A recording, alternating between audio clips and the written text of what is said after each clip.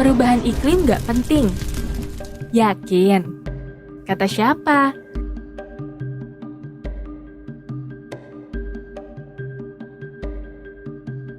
Sejak penciptaan bumi pada 4,5 miliar tahun yang lalu, iklim bumi telah berganti-ganti secara drastis. Buktinya saja, zaman es sudah berulang kali terjadi. Nah, di sela-sela waktu itu, suhu bumi pun memanas, karena alam bisa membuat pemanasan global.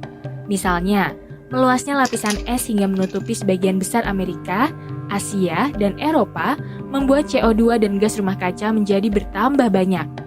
Suhu rata-rata global mengalami peningkatan hingga 5 derajat dari zaman es terakhir. Hal itu pun yang membuat air menjadi lebih hangat dan suhu jadi lebih panas. Otomatis, pola sirkulasi laut dan atmosfer juga berubah-ubah setiap waktu. Menariknya, sebenarnya peristiwa ini juga yang membuat tampilan muka bumi berubah-ubah tiap zaman. Ya, contoh simpelnya, tahun kemarin baru ditemukan pulau baru akibat pasang surut air laut. Apalagi kalau bukan karena iklim yang berubah, belum lagi dibantu oleh gerakan tektonik bawah laut. Tapi memangnya gara-gara apa sih? Kok bisa iklim berubah-ubah? Jawabannya sebenarnya banyak. Mulai dari perubahan intensitas matahari, variasi orbit bumi, letusan gunung api, dan lainnya.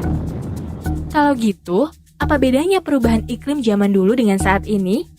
Bukannya ini hanya fenomena alam biasa? Memang sih, perubahan iklim ini hanyalah siklus biasa.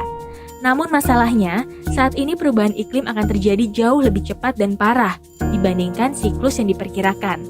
Kalau dulu suhu maksimal paling tinggi sebesar 58 derajat Celcius, nanti akan jauh lebih tinggi daripada itu. Masalahnya lagi, saat ini penduduk dunia jauh lebih banyak dibandingkan ribuan tahun yang lalu. Jika pemanasan global membuat es di kutub mencair dan permukaan air jadi naik, nanti akan lebih banyak orang di pesisir pantai yang rumahnya tenggelam. Tapi, kan bencana akibat perubahan iklim ini bukan cuma kenaikan air laut. Ada juga korban jiwa dan kerugian lainnya. Dampaknya juga jauh lebih besar dibandingkan ratusan tahun yang lalu. Contohnya saja, banjir di Pakistan pada Agustus kemarin telah menewaskan 1.000 penduduk setempat. Lantas, bagaimana dengan dampak dari banyaknya bencana lain di dunia? Hal ini pun memunculkan satu pertanyaan baru. Bagaimana bisa? Yap, seperti yang kita ketahui bahwa semua ini didalangi oleh gas rumah kaca. Tapi, apa itu gas rumah kaca? Teorinya, gas rumah kaca adalah gas yang memerangkap panas di atmosfer.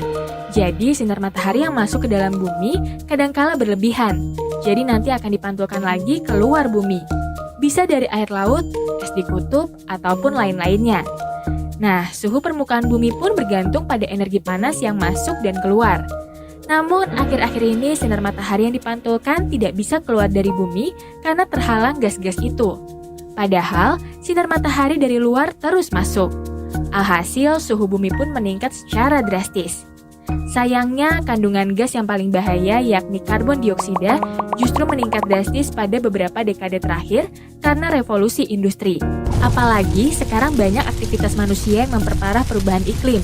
Belum lagi ternyata uap air juga bisa memblokade sinar matahari yang mau keluar dari bumi.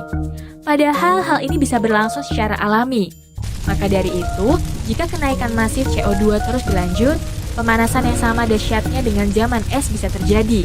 Soalnya, gas-gas ini bisa berada di atmosfer hingga ribuan tahun. Masalahnya lagi, semua gas yang berada di atmosfer itu sudah tercampur dengan baik. Yang berarti, jumlah gas rumah kaca di setiap belahan dunia sama besarnya. Tidak peduli negara mana yang paling banyak melakukan produksi. Dengan begitu, untuk mencegah hal ini, bukan hanya kontribusi dari satu negara atau satu regional saja, melainkan dunia. Tapi perlu digarisbawahi, bahwa kita tidak bisa menghentikan perubahan iklim. Namun, kita bisa bertindak untuk mencegah perubahan iklim datang lebih cepat.